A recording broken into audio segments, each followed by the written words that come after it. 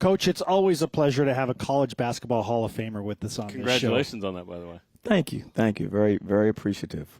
What was that honor like for you when you found out that you were entering such a prestigious class? One, you never know if you're going to be honored in that way. And so I was just very grateful for that opportunity. And no more fitting way to go in than with, my coach, which I made it ultimately special. So it was just a great feeling.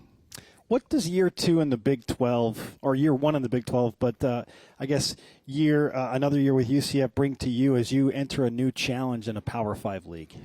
Well, we're excited. I mean, what an opportunity, and to be the first coach to, take UCF, to a Power 5 league, to the Big 12, best basketball conference in the country. Just really looking forward to the opportunity. I think we have an opportunity to showcase kind of who we are at UCF and what we do, and against great coaches and great talent. BYU is certainly in a similar situation in that, hey, I've been successful in other leagues, right? But, hey, you enter this league. What's the challenge and opportunity for UCF and BYU and Cincinnati? And then there's Houston, who certainly is playing great as well and can compete. But, hey, BYU and UCF in the same spot of, let's go in and let's make a mark here. No, absolutely. Looking forward to the challenge.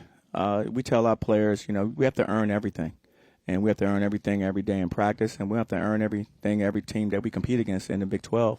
And that's what you want. I mean, we understand this conference is from top to bottom is loaded with terrific teams and, like I said, terrific coaches. And for us, just the opportunity to get out there and compete and give a winning effort every night is what we want to go out there and establish. BYU and UCF are picked to finish 13th and 14th, respectively, in the best college basketball conference in America, and it is loaded. What do you take from a preseason prognostication like that, and how do you utilize it to perhaps motivate your players? Well, obviously, you have to pick, each team in some kind of ranking order. And so to be picked 13th and 14th at the bottom of the conference, a conference that's taking 70% of their teams to the NCAA tournament, just shows the depth of talent and how strong the conference is. So, our job is to go in and have our players understand that those are predictions. That doesn't mean it's reality. That's going to happen at the end of the season, not now. And it's our job to just go out every day and try to get better. And by the time we, play, and by the time this conference is going strong, that we're very competitive and see where we stand at the end of that. If we went old school, like war style, and sent one warrior from each team, but it was the coach in a three-point shooting contest, and you can win the league if you make the most threes, how do you feel about your shot against these coaches? I feel great. You should, right? But I'm always feel great. That's just the confidence in me. But you have some terrific coaches that played as well, and you have one in your program. He ain't shooting threes, though. No. He wasn't a three-point shooter, but a heck of a player. So, no, but, I'm always picking myself. I feel good about me in those situations. If we're doing jump hooks, I like Mark Pope. You know what I'm saying? It's just a nice drop step. Yeah, I think he's going to make probably 90% of those, but not me. Coach, we saw you interact with Tyler Haws, a former BYU great, and you had some, in your words, great battles with him. And at Stanford, yeah. When you were at Stanford. In a lot of ways, he kind of personifies like what BYU basketball is, the all-time leading scorer, just a hard worker, good shooter. What's your perception of BYU right now under Mark Pope, with Tyler Haws not playing on the roster? Well, I have tremendous respect for BYU, having been out in the West Coast, having played them home and away. I just realized just the support that they have in the community is amazing. Of course, talented, great coach. Always going to, a team that's always going to play hard, competitive. They love the sport of basketball. And that's what I've seen through that community throughout my time being on the West Coast. And so I think no better time for BYU joining to the Big 12 and the Power 5 conference. I think they're going to make the conference proud because they have a terrific fan base and they have terrific talent. Looking at the roster, you bring back Darius Johnson, 10 points a game. Shamari Allen's a kid from Kansas City, UMKC, that you brought in at 17 a game. Jalen Sellers from Ball State. C.J. Walker, is he healthy now, by the way? Yes. Awesome. How you feeling about this group? I like our team. I think our team has worked really hard this summer. They're having a good preseason. And we have to be, battle-tested. But I do like the way we're trending. I think we're getting better every day. And that's what you want to see. You just want to see improvement. A season it in won or lost in November, or October. It's a long race. We're going to approach it that way and get better, 1% better every day. And I think if we continue to do that, by the time we in conference play, we'll be very competitive.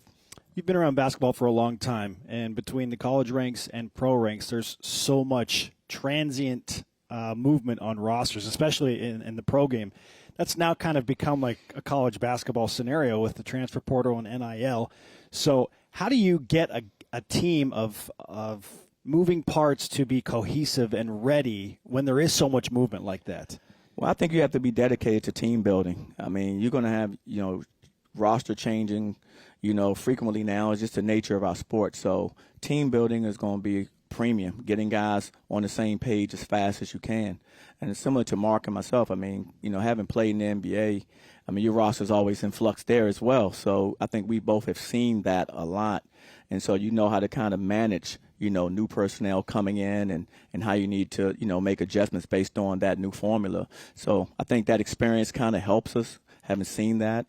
And that's what I've been relying on, in these last few years. We don't want to say it, but it's semi-pro ball. It's interesting. With the Big 12 and the opportunity there, what are you most excited about?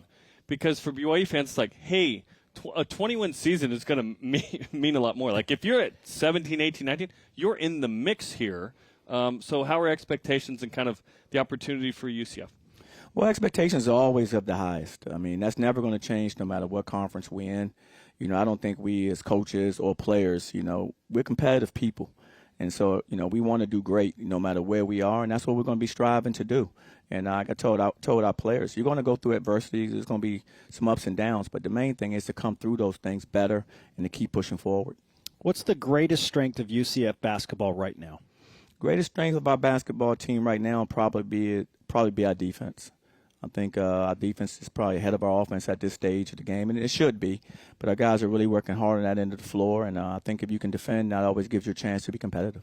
The football environment is the bounce house. Does the basketball environment have a similar nickname? No, we don't have it. We don't have a nickname. Working on it? Yeah, we're working on that. The main thing is we just want to just go out there with a blue-collar mindset every day, put our hard hat on, and go to work. We feel like BYU has a lot of students. Not compared to Arizona State and UCF. UCF has 68,000 students. How do you use that to your advantage?